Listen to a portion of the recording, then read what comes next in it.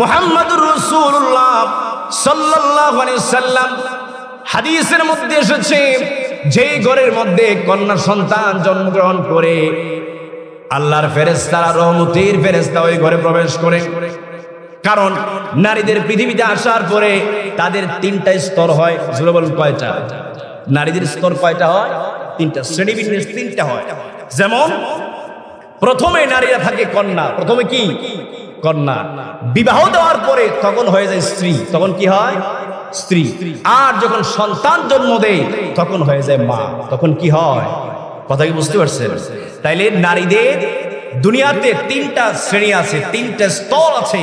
এক নম্বরে হচ্ছে তারা যখন জন্ম লাভ করে তখন থেকে বিবাহের আগ পর্যন্ত তারা থাকে একজন বাবার কন্যা, বিবাহের পরে হয় একজন স্ত্রী, আর যখন সন্তান জন্ম দেন এরপর থেকে এই কন্যাটা মা হয়ে যায়। যেমন কি হয়? এই তিন শ্রেণীতেই ইসলাম আলাদা আলাদা ভাবে তাদেরকে মর্যাদা দিয়েছেন, সম্মান দিয়েছেন। সুবহানাল্লাহ। লা ইলাহা নেই কেহ নেই আল্লাহ ছাড়া, লা ইলাহা ইল্লাল্লাহ, লা ইলাহা ও লা ইলাহা। পাখির গানে গানে, হাওয়ার টানে টানে, পাখির গানে গানে, হাওয়ার টানে টানে,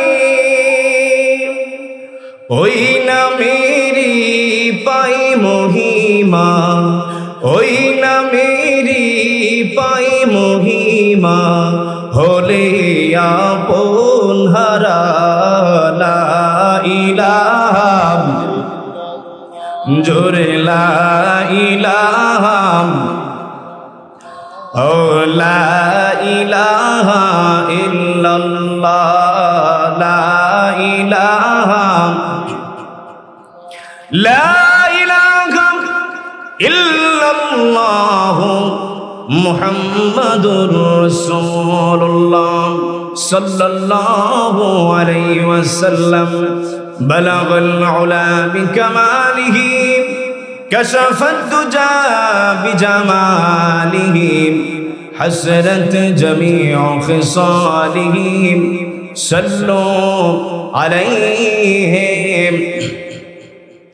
আরবের বুকে মক্কার পরে আমিনার যেথায় ঘর, খোদার করুণা কৌসার হই ঝরসে বারংবার। বালাগাল উলা বিকামালিহি, কাশাফাদ দুজা বিজামালিহি, حسنت جميع خصالهم صلوا عليهم।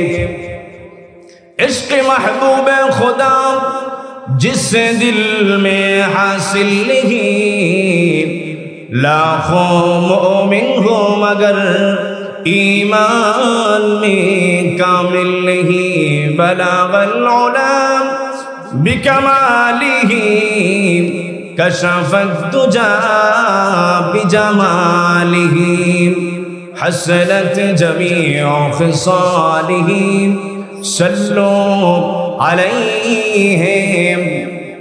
الصلاة والسلام عليك يا رسول الله، الصلاة والسلام عليك يا حبيب الله، الصلاة والسلام عليك يا شافع المذنبين، الصلاة والسلام عليك يا رحمة للعالمين۔ সকলে পড়ি আলহামদুলিল্লাহ। মানবতার মুক্তির দিশারি সৈয়দুল মুরসালিন, খাতামুন নবিয়্যিন, ইমামুল মুরসালিন, শাফিউল মুযনিবিন নবী মুহাম্মদুর রাসূলুল্লাহ সাল্লাল্লাহু আলাইহি ওয়াসাল্লামের প্রতি মাগফিরাত কামনা করছি। আমাদের আপনজন যারা আজকে কবর দেশের বাসিন্দা, আল্লাহ রাব্বুল আলামিন যেন আমাদের আপনজনদের কবরগুলা জান্নাতের বাগান বানিয়ে দেন। সকলে পড়ি আমিন। জোরে বলেন আমিন। প্রিয় ভাইয়ের আমার, আজকে যে সিরাজুল মুনিরা সাল্লাল্লাহু আলাইহি সাল্লাম এই মাদ্রাসা থেকে মাহফিলের আয়োজন করা হয়েছে, এতে আমরা যারা দুনিয়াতে আছি তারাই উপকৃত না কবরে যারা আছে তারাও উপকৃত? কবরে যারা আছে তারাও আজকের এই মাহফিলে উপকৃত। বলেন আলহামদুলিল্লাহ। প্রিয় ভাইয়ের আমার, আকাইদ রুসুবের মধ্যে একটা কথা আছে, যেই গ্রামে যে এলাকায় হক্কানি আলেম ওলামারা আসা যাওয়া করে, তাদের পদচারণা হয়, আল্লাহ রাব্বুল আলামিন ওই গ্রামের কবরস্থানের আযাব 40 দিন পর্যন্ত মাফ করে দেন। সুবহানাল্লাহ, জোরে বলেন সুবহানাল্লাহ। তা আজকের মাহফিলে আমাদের পীর সাহেব কালোজ আসবেন, তারপর আমাদের প্রধান বক্তা চলে এসেছেন আলহামদুলিল্লাহ। তো আল্লাহ যেন এই মাহফিল উসিলায়, ওলামায়ে কেরামের পদচারণা উসিলায় এই এলাকার মাটির নিচে যত কবর আছে আল্লাহ যেন তাদেরকে মাফ করে দেন। পড়েন আমিন, জোরে বলেন আমিন। আমি ভূমিকা না বাড়িয়ে সরাসরি আলোচনায় প্রবেশ করছি। আল্লাহ তাআলার কাছে তৌফিক কামনা করছি। সুবহানাকা লা ইলমা লানা ইল্লা মা আল্লামতানা ইন্নাকা আনতাল আলিমুল হাকীম। প্রিয় ভাইরা আমার, আজকে আমি যে বিষয়ে আলোচনা করব সেটা হচ্ছে ইসলামে নারীর মর্যাদা। ইসলামে নারীর মর্যাদা। নারীদেরকে ইসলাম যত মর্যাদা দিয়েছেন, যত সম্মান দিয়েছেন, যত ইজ্জত দিয়েছেন, পৃথিবীতে আর কোন দল, কোন মত, কোন তন্ত্র মন্ত্র, কোন ধর্ম এত মর্যাদা, এত সম্মান কেউ দিতে পারে না যা দিয়েছে ইসলাম। সুবহানাল্লাহ। অথচ যারা তথাকথিত কিছু বুদ্ধিজীবী আছে তারা বলে যে ইসলাম নারীদেরকে খাটো করেছে, ছোট করেছে।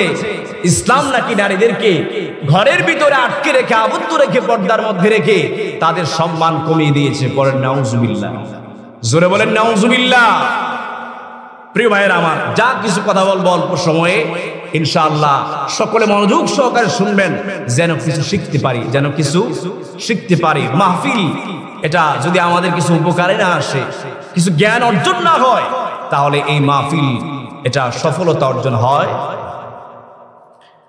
এজন্য বলতেছিলাম যে ইসলাম একমাত্র নারীদেরকে এত সম্মান দিয়েছেন, এত ইজ্জত দিয়েছেন, আর কোন ধর্ম, কোন দল মত ইসলাম নারীদেরকে এত মর্যাদা, এত সম্মান দিতে পারে নাই। প্রিয় ভাইরা আমার, যেমন জাহিলি যুগের কথা, যেই যুগে আমার আপনার নবী মুহাম্মদুর রাসূলুল্লাহ সাল্লাল্লাহু আলাইহি সাল্লাম দুনিয়াতে তাশরীফ এনেছেন, এই যুগের মধ্যে নারীদের কোনো সম্মান ছিল না। কথা বলেন ঠিক কিনা? নারীদের কোনো সম্মান ছিল? নারী জন্মই মানে মনে করা হতো যে নারী হচ্ছে অসম্মানের পাত্র, নারী হচ্ছে বেইজ্জতির পাত্র। নারীকে ওই যুগে কোনো সম্মান দেওয়া হতো? জোরে বলেন হতো? কিন্তু যারা দেখা যায় যে নারীদেরকে ইসলাম ছোট করেছে, খাটো করেছে, পর্দার আড়ালে রেখে, আচ্ছা বলুন তো, আপনার কাছে সবচাইতে দামি স্বর্ণ নাকি লোহা? জোরে বলেন, আমাদের কাছে দামি কোন জিনিস? স্বর্ণ। তাহলে স্বর্ণ কি মনে হয় যে আমরা স্বর্ণটাকে বাহিরে রেখে তারপরে রাত্রে ঘুমাতে যাই? কথা কি বুঝতে পারেন নাই? স্বর্ণ আমরা কি এটাকে বাহিরে রেখে ঘুমাতে যাই, নাকি ঘরের সবচাইতে নিরাপদ যেই জায়গা ওই জায়গার মধ্যে স্বর্ণ রাখা? কথা বলেন ঠিক কিনা? জোরে বলেন ঠিক কিনা? প্রিয় ভাইয়েরা আমার, এজন্য এই স্বর্ণ এটা দামি, এটা মূল্যবান। এজন্য এই স্বর্ণকে আমরা খুব মর্যাদার সাথে, খুব ইজ্জতের সাথে এটাকে আমরা ঘরের মধ্যে খুব সিকিউরিটি জায়গার মধ্যে এটা আমরা রেখে দিই। কথা বলেন ঠিক কিনা?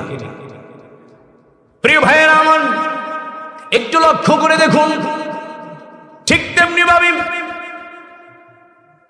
ইসলাম নারীদেরকে যে সম্মান দিয়েছেন, যে ইজ্জত দান করেছেন ইসলাম, এজন্য আমরা যেমন স্বর্ণকে মূল্যায়ন করে তাকে আমরা ঘরের নিরাপদ জায়গায় রেখে দেই, ইসলাম নারীদেরকে সম্মান দিয়েছেন, ইজ্জত দিয়েছেন। এই ইজ্জত সম্মানের কারণে নারীদেরকে পর্দার আড়ালে রাখা, এর মানে এই নয় যে তাদেরকে ছোট করা হয়েছে, বরং পর্দার আড়ালে রেখে তাদেরকে সম্মান বাড়ায় দেওয়া হয়েছে। জোরে বলেন সুবহানাল্লাহ। জাহিলি যুগের মধ্যে বনু তামিম গোত্রের একজন সর্দার, সে এসে বলল, ইয়া রাসূলুল্লাহ, ইয়া হাবিবাল্লাহ, নবীজি আমার, আমি ইসলাম ধর্ম গ্রহণ করতে চাই, আমাকে কালিমা পড়ে মুসলমান বানায় দেন। আল্লাহ নবী মুহাম্মদুর রাসূলুল্লাহ সাল্লাল্লাহু আলাইহি সাল্লাম ওই লোকটা যেহেতু স্বেচ্ছায় ইসলাম ধর্ম গ্রহণ করতে চাচ্ছে, ওই লোকটাকে বললেন, আপনি পড়েন লা ইলাহা ইল্লাল্লাহু মুহাম্মাদুর রাসূলুল্লাহ সাল্লাল্লাহু আলাইহি সাল্লাম। ওই লোকটা পড়লেন, কালিমা পড়ার সঙ্গে সঙ্গে ওই লোকটা থরথর করে কাঁপতে কাঁপতে দুইটা চোখের পানি ছেড়ে দিল, কাঁদতে লাগলো। আল্লাহ নবীজি বলেছেন, আপনি কাঁদছেন কেন? ওই লোকটা বললেন, ইয়া রাসূলুল্লাহ, ইয়া হাবিবাল্লাহ, নবীজি আমার, আমি জীবনে যে গুনাহগুলো করেছি, আল্লাহ জানি আমার গুনাহগুলো মাফ করে কিনা। আল্লাহ নবীজি বলেছেন, যে ব্যক্তি তুমি যখন কালিমা পড়ে নিলা লা ইলাহা ইল্লাল্লাহু মুহাম্মাদুর রাসূলুল্লাহ, কালিমা পড়ার সঙ্গে সঙ্গে আল্লাহ রাব্বুল আলামিন তোমার জীবনে যত গুনাহ করেছিলা সব গুনাহগুলো আল্লাহ তাআলা মাফ করে দিয়েছেন। সুবহানাল্লাহ। এই কথা শোনার পরেও ওই লোকটা তাও কান্না করতেছে। আল্লাহ নবী জিজ্ঞেস করলেন, এখনো কেন তুমি কাঁদতেছো? ওই লোকটা বললেন, ইয়া রাসূলুল্লাহ, ইয়া হাবিবাল্লাহ, নবীজি আমার, আমি ওই জাহিলি যুগের মধ্যে আমি যখন ব্যবসা করতাম, আমার স্ত্রী গর্ভাবস্থায় ছিল। গর্ভাবস্থায় থাকার পরে আমি যখন ব্যবসার কাজে গেলাম, আবার যখন বাড়িতে আসলাম, আসার পরে আমার স্ত্রীকে জিজ্ঞেস করলাম, তুমি যে গর্ভাবস্থায় ছিলে তোমার পেটের বাচ্চা কোথায়?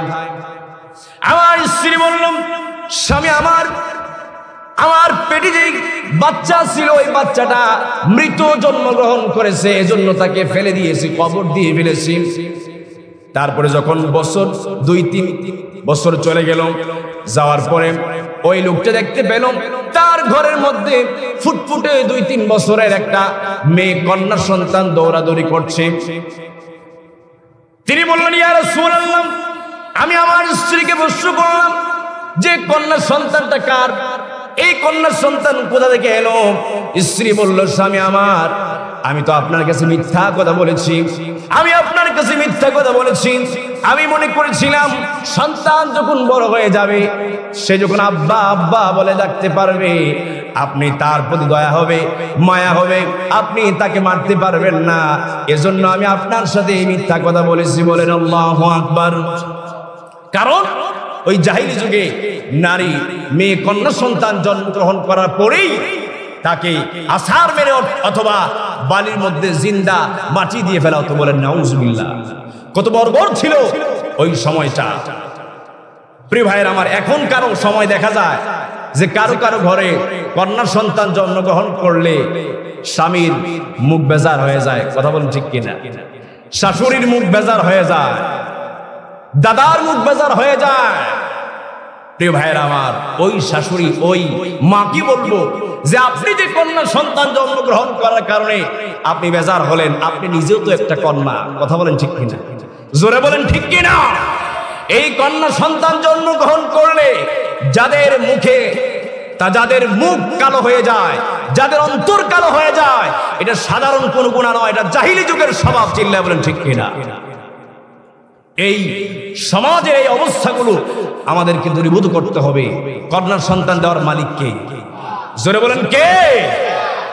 সন্তান কন্যা হোক কিংবা ছেলে হোক, এটা কি স্ত্রীর দোষ নাকি স্বামীর দোষ? কারো দোষ নয়। কন্যা সন্তান কিংবা ছেলে সন্তান জন্মগ্রহণ করা এটি স্ত্রীর দোষ নয়, স্বামীরও দোষ নয়। এ কন্যা দেন আল্লাহ, ছেলে সন্তানও দেন কে? জোরে বলেন কে? আর আল্লাহ আবার কাউকে পরীক্ষা করে সন্তান একেবারেই দেয় না। আল্লাহু আকবার বলেন। পৃথিবীর কত বড় বড় ডাক্তার আছে যাদের 10 বছর 20 বছর হয়ে গেছে, তারা নিজেরা অন্যদের চিকিৎসা করে কিন্তু নিজেদের সন্তান হয় না। এমন আছে না নাই? কথা বলেন আছে না নাই? প্রিয় ভাইয়েরা আমার, এজন্য বোঝা গেল সন্তান কন্যা কিংবা ছেলে জন্মগ্রহণ করার পিছনে দুনিয়ার কোন মানুষের হাত নাই। যিনি কন্যা সন্তান দান করে তিনিও আল্লাহ, আর যিনি পুত্র সন্তান দান করে তিনি কে? জুড়ে বলেন আল্লাহ। এজন্য ওই লোকটা বনু তামিম গোত্রের সর্দার লোকটা বলল, ইয়া রাসূলুল্লাহ, ইয়া হাবিবাল্লাহ, নবীজি আমার। তারপরে আমি কি করলাম, চিন্তা করতে লাগলাম যে আমার এই কন্যা সন্তান যখন বড় হবে, কিশোরী হবে, যুবতী হবে, তাকে বিবাহ দেওয়া লাগবে। বিবাহ দেওয়ার পরে অন্য ঘরে গিয়ে অন্য ঘরের ভাত রান্না করবে, কাপড় চোপড় ধুয়ে দেবে, ঘর পরিষ্কার করবে। আমি একজন সর্দার মানুষ, আমার মেয়ে হয়ে অন্যের বাড়ি পরিষ্কার করবে, অন্যের বাড়িতে কাজ করবে, এটা আমার জন্য অপমানজনক, লজ্জাজনক। এজন্য তিনি বললেন, ইয়া রাসূলুল্লাহ, আমার মাথার মধ্যে মূর্খতা চেপে বসলো। আমি বললাম, স্ত্রী রে, আমার কন্যাটাকে একটু সাজায় দাও, তাকে নিয়ে একটু বেড়াতে যাব। এই বর্ণনাটা তিনি রাসূল পাক সাল্লাল্লাহু আলাইহি সাল্লামের সামনে বসেই নবীজিকে শোনাচ্ছে তার এই কথা। তারপরে প্রিয় ভাইয়েরা আমার, তিনি যখন তার কন্যা সন্তানটাকে নিয়ে সুদূর মরুভূমির দিকে রওনা দিল, মরুভূমির দিকে রওনা দেওয়ার সঙ্গে সঙ্গে তিনি যখন হাঁটতে লাগলো, তার কন্যা সন্তানটা পিছনে পড়ে যায়।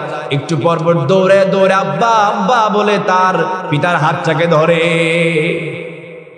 প্রিয় ভাইয়েরা আমার, ওই লোকটা কিছু দূর যাওয়ার পরে জনমানব শূন্য একটা জায়গার মধ্যে গিয়ে তার চাদরের ভিতর থেকে যখন একটা শাবলের মতো একটা অস্ত্র বের করে মাটি খুঁড়তে লাগলো।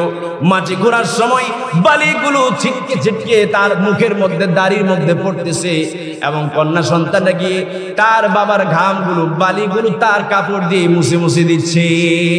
তখনও সে জানে না যে তার পিতা তাকে এখানে কবর দেওয়ার জন্য এসেছে। নাউজুবিল্লাহ। এই যে জাহিলি যুগে কন্যা সন্তানদেরকে এইভাবে মারা হতো, জিন্দা মাটির নিচে পুঁতে ফেলা হতো। প্রিয় ভাইয়েরা আমার, ওই লোকটা বললেন, ইয়া রাসূলুল্লাহ, ইয়া হাবিবাল্লাহ, নবীজি আমার। তখন আমি আমার কন্যা সন্তানের কোনো মায়া করলাম না। তার হাতগুলো যখন পিছনের দিকে আমি বেঁধে দিলাম, তখন সে বুঝতে পারলো যে তাকে আমি মেরে ফেলবো। ওই কন্যা সন্তানটা তার ছোট মুখে বলতে লাগলো, বাবা আমার, আমাকে প্রাণ ভিক্ষা দাও।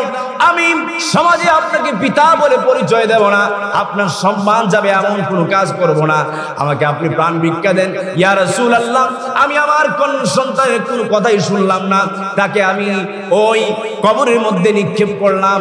বড় একটি পাথর নিয়ে তার বক্ষর দিকে লক্ষ্য করে আমি পাথরটা নিক্ষেপ করলাম, বুকটা চিরে তার রক্তগুলো আমার শরীরের মধ্যে পড়ে গেছে। বলেন নাউজুবিল্লাহ। ইয়া রাসূলুল্লাহ, ইয়া হাবিবাল্লাহ, নবীজি আমার। তারপরেও আমার এই কঠিন দিলে একটুর জন্য মায়া জন্ম নেয় নাই। সর্বশেষ আমার ওই কন্যা সন্তানের মুখ থেকে আমি যেই কথাটা শুনলাম, সে কাঁদতে কাঁদতে বলছে, আব্বা আব্বা আব্বা। কেমন যুগ ছিল, কেমন অবস্থা ছিল, যে অবস্থায় প্যারা নবী সরওয়ারে কায়নাত রাসূল পাক সাল্লাল্লাহু আলাইহি সাল্লামকে আল্লাহ তাআলা পাঠিয়েছেন। আল্লাহ নবীজি যখন এই ঘটনা শুনলেন, শোনার পরে আল্লাহ নবীজির চোখগুলো বেয়ে বেয়ে দাড়ি মুবারক থেকে দাড়ি মুবারক বেয়ে বেয়ে পানি টপ টপ টপ টপ করে পড়তেছে। প্রিয় ভাইয়েরা আমার, এজন্য ওই যুগে, এত কঠিন যুগে, যেই যুগে কন্যা সন্তানের কোনো দাম ছিল না, কোনো মর্যাদা ছিল না, দাস দাসীর মতো তাদেরকে ব্যবহার করা হতো, তাদেরকে ভোগের পণ্য হিসেবে ব্যবহার করা হতো। ওই যুগে যিনি নারীদেরকে সম্মান দিয়েছেন, তিনি হলেন মুহাম্মাদুর রাসূলুল্লাহ। তাহলে বলেন তো, ইসলাম নারীদেরকে সম্মান দেয় না তো কে দিয়েছে? কথা বলেন ঠিক কিনা? ইসলাম সবচাইতে বেশি নারীদেরকে সম্মান দান করেছেন। আল্লাহু আকবার বলেন। প্রিয় ভাইয়েরা আমার, আল্লাহর নবী মুহাম্মাদুর রাসূলুল্লাহ সাল্লাল্লাহু আলাইহি সাল্লাম হাদিসের মধ্যে এসেছে, যেই ঘরের মধ্যে কন্যা সন্তান জন্মগ্রহণ করে, আল্লাহর ফেরেশতারা, রহমতের ফেরেশতা ওই ঘরে প্রবেশ করে। কারণ নারীদের পৃথিবীতে আসার পরে তাদের তিনটা স্তর হয়। জোরে বলুন, কয়টা? নারীদের স্তর কয়টা হয়? তিনটা। শ্রেণীবিন্যাস তিনটা হয়। যেমন প্রথমে নারীরা থাকে কন্যা। প্রথমে কি? কন্যা। বিবাহ দেওয়ার পরে তখন হয়ে যায় স্ত্রী। তখন কি হয়? স্ত্রী। আর যখন সন্তান জন্ম দেয় তখন হয়ে যায় মা। তখন কি হয়? কথা কি বুঝতে পারছেন? তাইলে নারীদের দুনিয়াতে তিনটা শ্রেণী আছে, তিনটা স্তর আছে।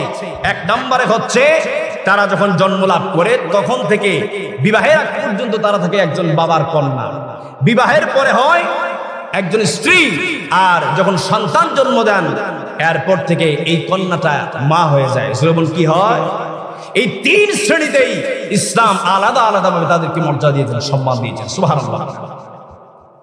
এক নম্বরে যখন কন্যা সন্তান জন্ম লাভ করে, কন্যা সন্তান জন্মগ্রহণ করার পরে আল্লাহ নবী, প্যারা নবী সরওয়ারে কায়নাত নবী মুহাম্মদুর রাসূলুল্লাহ সাল্লাল্লাহু আলাইহি সাল্লাম তিনি বলেছেন যে রহমতের ফেরেশতারা ওই ঘরে প্রবেশ করে, ঘরের মধ্যে প্রবেশ করার পরে ঘরে যারা বসবাস করে তাদেরকে সালাম দেয়, আসসালামু আলাইকুম ইয়া আহলাল বাইত। ঘরের মধ্যে ঢুকে এই সালাম দিতে হয়, ঘর খালি থাকুক কিংবা মানুষ থাকুক, যখনই ঘরের মধ্যে ঢুকবেন আসসালামু আলাইকুম ইয়া আহলাল বাইত। হাদিসে পাকে এসেছে ইমানদার যখন ঘর থেকে বেরিয়ে যায়, ঘর যখন খালি থাকে তার এই ঘরটাকে আল্লাহর ফেরেশতারা পাহারা দিতে থাকে। সুবহানাল্লাহ। এজন্য ঘরে প্রবেশ করে বলবেন আসসালামু আলাইকুম ইয়া আহলাল বাইত, অর্থাৎ আপনাদের উপর ইয়া আহলাল বাইত, যে এই ঘরের অধিবাসী যারা আছে তাদের উপর আল্লাহর পক্ষ থেকে শান্তি বর্ষিত হোক। সুবহানাল্লাহ। প্রিয় ভাইয়েরা আমার, আল্লাহর পক্ষ থেকে ফেরেশতা এসে ওই কন্যা সন্তানের মাথার মধ্যে তাদের নূরের পাখা দিয়ে হাত বোলাতে থাকে এবং বলতে থাকে যে এই কন্যা সন্তানকে যেই মা বাবা দ্বীন ইলম শিক্ষা দিবে, দ্বীন শিক্ষা দিবে, নীতি নৈতিকতা শিক্ষা দিবে, আদব শিক্ষা দিবে, এই শিক্ষা দিতে গিয়ে এই কন্যাটাকে সাহায্য করবে। আল্লাহর পক্ষ থেকে ওই পিতা মাতার জন্য জান্নাত পর্যন্ত আল্লাহর সাহায্য অব্যাহত থাকবে। জোরে বলেন সুবহানাল্লাহ। তাহলে কন্যা সন্তান হলে লাভ না লস? জোরে বলেন লাভ না লস? কন্যা সন্তান হলে পরে রহমতের ফেরেশতা আছে, হাদিসে আছে, কিন্তু ছেলে হলে পরে রহমতের ফেরেশতা আছে, এই ব্যাপারে হাদিস নাই। আল্লাহু আকবার বলবেন না? রাসূল পাক সাল্লাল্লাহু আলাইহি সাল্লামকে আল্লাহ রাব্বুল আলামিন বলেছেন যে নবীজি সাল্লাল্লাহু আলাইহি সাল্লাম তোমাদের কারো পুরুষের পিতা নন। আল্লাহু আকবার বলেন। কি বলেছেন? কোন পুরুষের পিতা নন। রাসূল পাক সাল্লাল্লাহু আলাইহি সাল্লামের ছেলে জন্মগ্রহণ করেছিলেন, কিন্তু তারা তিফলিয়াতের হালাতে, তিফলুত থাকতে, শিশু থাকতে তারা দুনিয়া থেকে বিদায় নিয়ে চলে গেছে। শিশু একটা আর রিজাল আরেকটা। রিজাল হলো পুরুষ। রিজাল কি? জোরে বলো, রিজাল অর্থ কি? পুরুষ। তারা পুরুষ হওয়ার পূর্বেই দুনিয়া থেকে বিদায় নিয়ে চলে গেছে। এজন্য আল্লাহর কালামের হিকমত দেখেন, আল্লাহ তাআলা বলছেন যে রাসূল পাক সাল্লাল্লাহু আলাইহি সাল্লাম তোমাদের কারো পুরুষের পিতা নন। আল্লাহু আকবার বলেন। আল্লাহর নবীজি সন্তান একবারের জন্য আল্লাহর নবীজি আল্লাহর কাছে হাত তুলে বলে নাই যে রব্বুল আলামিন আমাকে আর একটু সন্তান দান করেন। আল্লাহ নবীজি চাইলে আল্লাহ কি দিত কি দিত না? জোরে বলেন, দিত কি দিত না? আরে আল্লাহর নবীজি তো হাত তোলা লাগে না।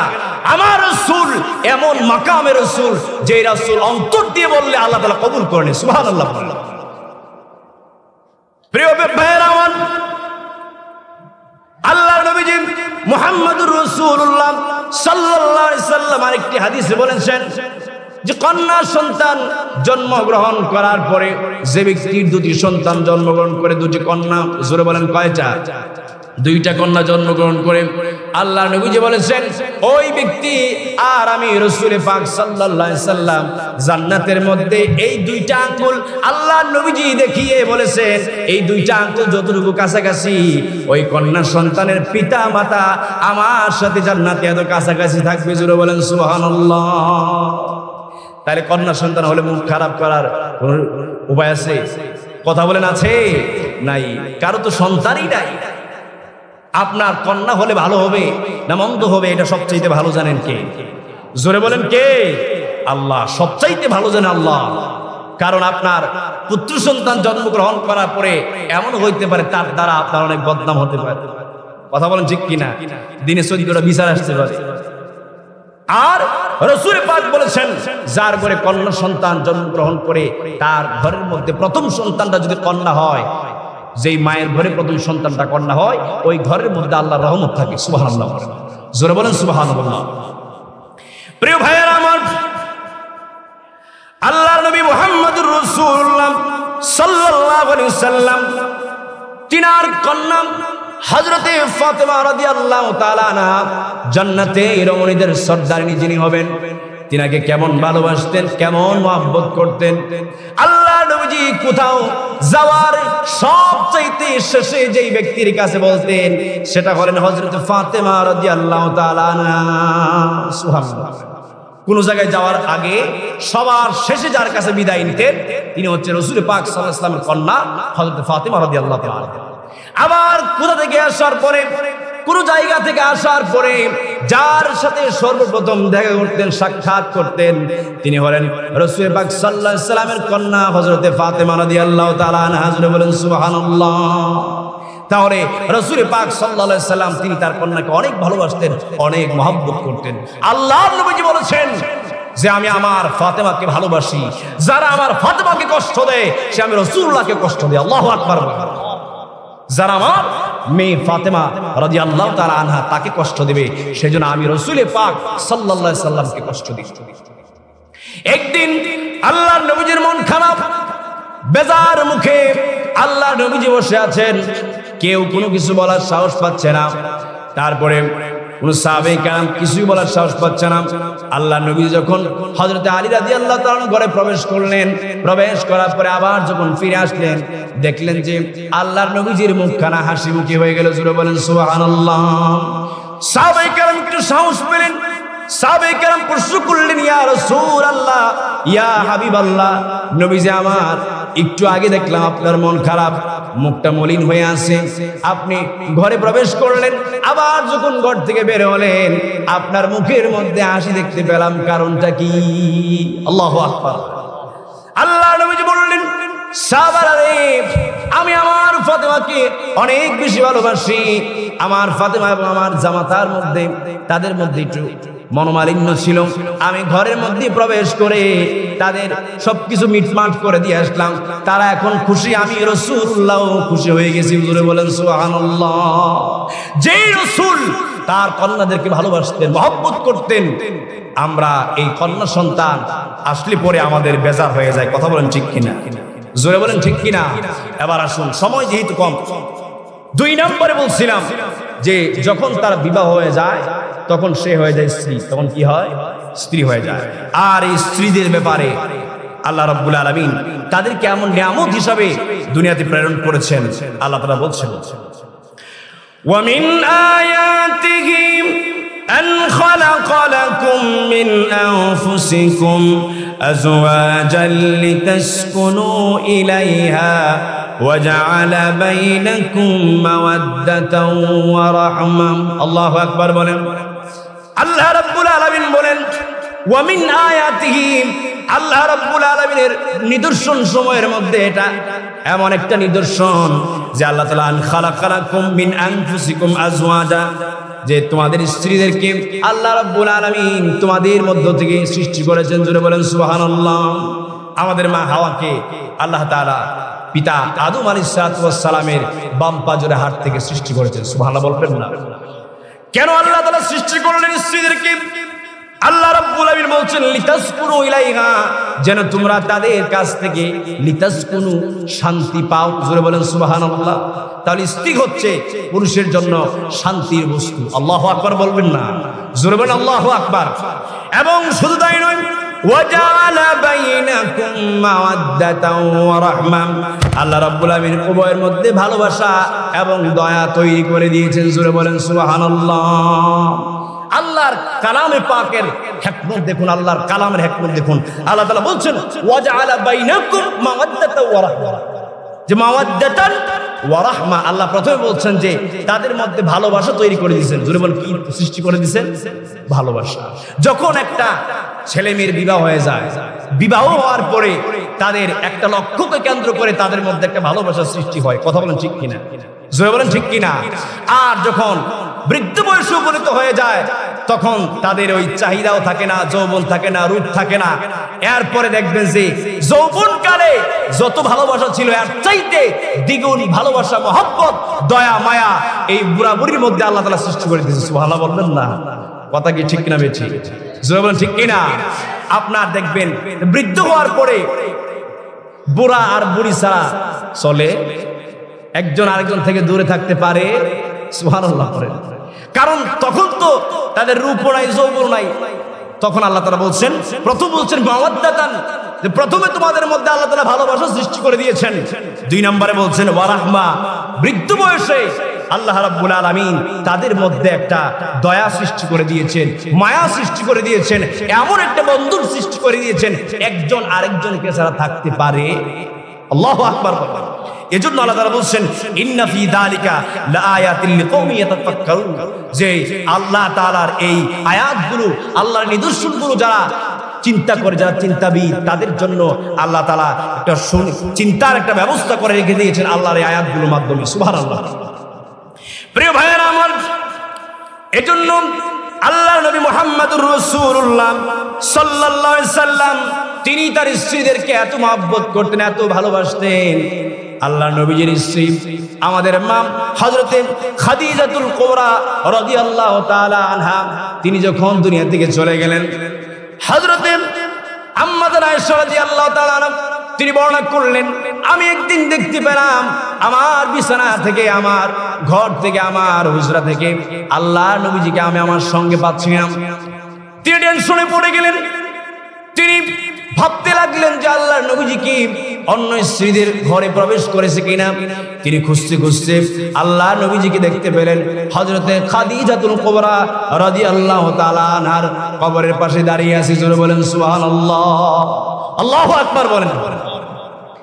তিনি বলেন, আমি গিয়ে দেখলাম রাসূল পাক সাল্লাল্লাহু আলাইহি সাল্লাম আল্লাহর কাছে 2টা হাত তুলে চোখের পানিগুলো ছেড়ে দিয়ে বলতেছে, রব্বুল আলামিন, হাসরের কঠিন মুসিবতের সময় যখন মা মেয়ের পরিচয় দেবে না, বাবা সন্তানের পরিচয় দেবে না, ভাই বোনের পরিচয় দেবে না, বন্ধু বন্ধুর পরিচয় দেবে না, ওই সময়ে যেন আমি নবীজি আমার খাদিজাকে বলে না যাই।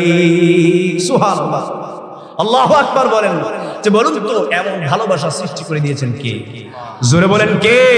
তাহলে এই দিক থেকেও নারীদের মর্যাদা আছে না নাই?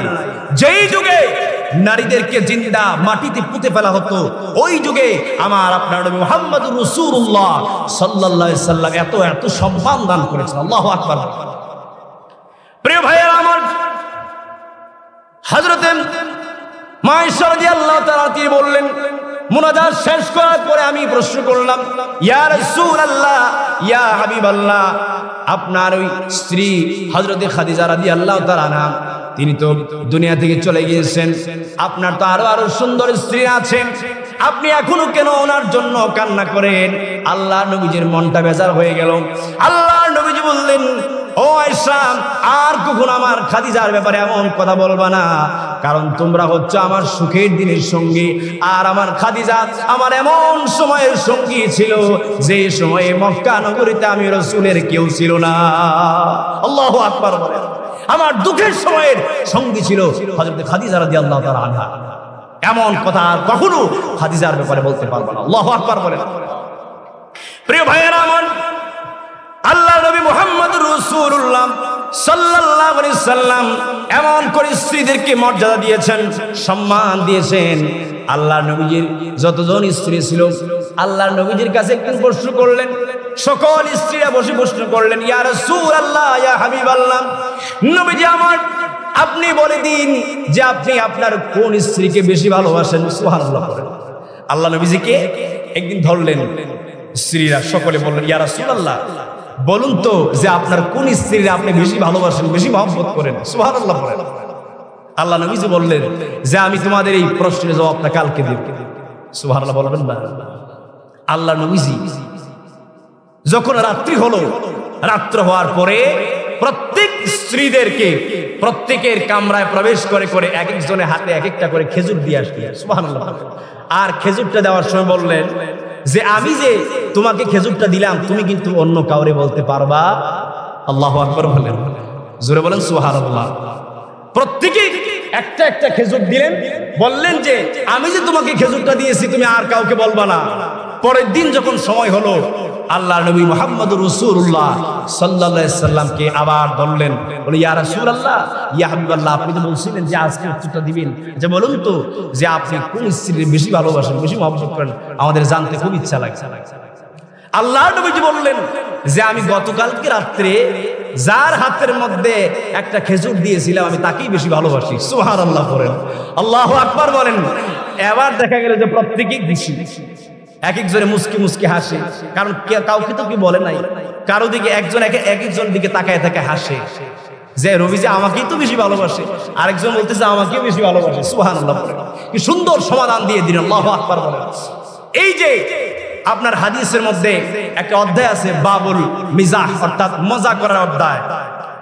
একটা মজা করার ছড়ে ইসলামে হাসি করা যাবে, খুশি করা যাবে, কিন্তু কোনো মিথ্যার আশ্রয় নেওয়া যাবে না। অনেক বক্তা আছে যে শ্রোতাদেরকে প্রফুল্ল করতে গিয়ে হাসাতে গিয়ে মিথ্যা অবলম্বন করে, এমন আছে নাই? জোরে বলেন আছে নাই? রাসূল পাক সাল্লাল্লাহু আলাইহি সাল্লাম বলেছেন তুমি কাউকে হাসানোর জন্য মিথ্যা বলতে পারবে না। মিথ্যা বলা কি জায়েজ না নাজায়েজ, হালাল না হারাম? অবশ্যই মিথ্যা বলা হারাম। আর সত্য বলে তুমি কি করতে পারবা? মজা করতে পারবা, হাসি তামাশা করতে পারবা, তাতে কোনো বাধা নেই। সুবহানাল্লাহ। প্রিয় ভাইয়েরা আমার, আল্লাহর নবী মুহাম্মদুর রাসূলুল্লাহ সাল্লাল্লাহু আলাইহি ওয়াসাল্লাম এইভাবে করে হযরত খাদিজা রাদিয়াল্লাহু তাআলার জন্য দোয়া করলেন। তারপরে আবার আসুন যে স্বামীর উপর স্ত্রীর অধিকার আছে, স্বামীদের যেমন স্ত্রীর উপর অধিকার আছে তেমনি স্বামীর উপরে স্ত্রীর অধিকার আছে না নাই? জোরে বলেন আছে না নাই? আমরা বেশিরভাগ সময় ওলামায়ে কেরামগণ ওয়াজ করেন যে শুধু স্বামীর অধিকার নিয়ে আলোচনা করে, স্ত্রীর যে অধিকার আছে এই আলোচনা কেউ করে না। কথা বলেন ঠিক কিনা? জোরে বলেন ঠিক কিনা? প্রিয় ভাইয়েরা আমার, স্বামীর উপরে স্ত্রীর অধিকার রয়েছে। একজন স্বামী তার উপরে স্ত্রী অধিকার রয়েছে। একজন লোক আসলেন হযরতে ওমর ফারুক রাদিয়াল্লাহু তাআলার কাছে বিচার নিয়ে। তিনি যখন বিচার নিয়ে আসলেন তার স্ত্রীর বিরুদ্ধে, আসার পরে তিনার ঘরের নিকটে যখন চলে আসলেন, শুনতে পেলেন তার ঘর থেকে তার স্ত্রীর কথার আওয়াজ শোনা যাচ্ছে। সে বলল যে আমি আসলাম আমার স্ত্রীর না বিচার নিয়ে, যে আমার স্ত্রী বেশি কথা কয়। তো এসে দেখলাম যে ওমর ফারুক রাদিয়াল্লাহু তাআলা তিনার স্ত্রীও তিনার সাথে কথা বলতেছে। সুবহানাল্লাহ বলেন, আল্লাহু আকবার বলেন। তখন তিনি যখন আবার রওনা দিচ্ছে, ফিরে যাচ্ছে বাড়ির দিকে, ওমর ফারুক রাদিয়াল্লাহু তাআলা আনহু তিনি দেখে দিলেন। তিনি বললেন, এই দাঁড়াও, কিসের জন্য এসেছো? কিছুই না বলে চলে যাচ্ছ।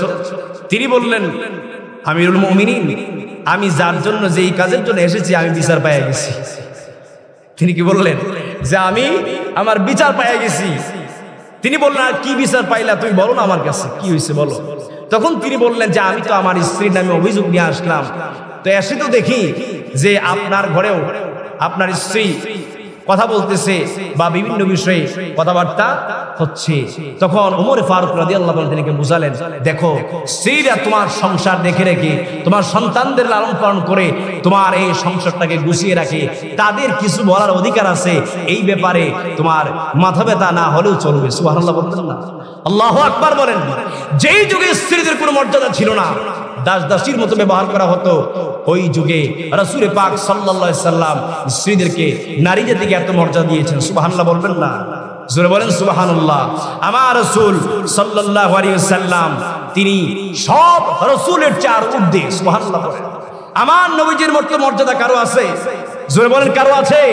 হযরত আদম আলাইহিস সালাতু ওয়াস সালাম থেকে শুরু করে ঈসা রুহুল্লাহ পর্যন্ত সকলের মর্যাদা যদি এক পাল্লায় রাখা হয়, কিয়ামত পর্যন্ত যারা আসবে সকলের মর্যাদা যদি এক পাল্লায় রাখা হয়, আমার নবীজির মর্যাদার সম্মানের ধারে কাছেও যাবেন। আল্লাহু আকবার বলেন। জোরে বলেন আল্লাহু আকবার।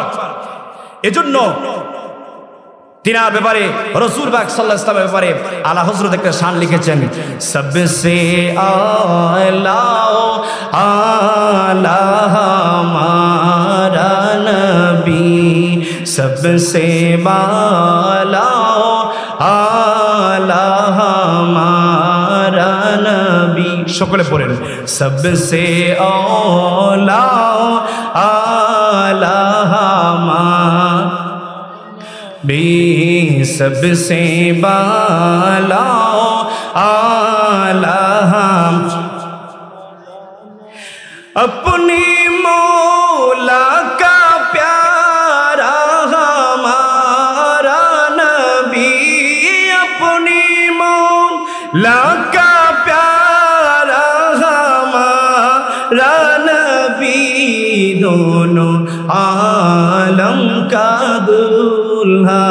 ہمارا نبی دونوں عالم کا دولا ہمارا نبی سب سے اولا نبی سب سے بالا